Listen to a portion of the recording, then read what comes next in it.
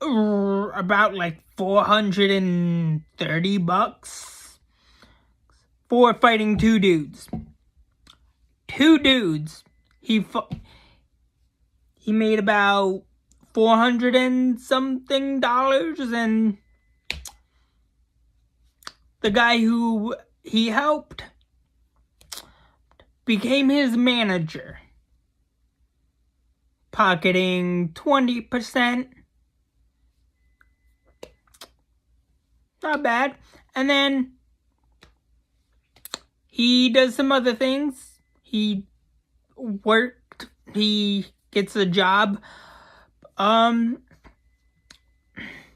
smuggling bows in 1923, 'cause Prohibition. Also,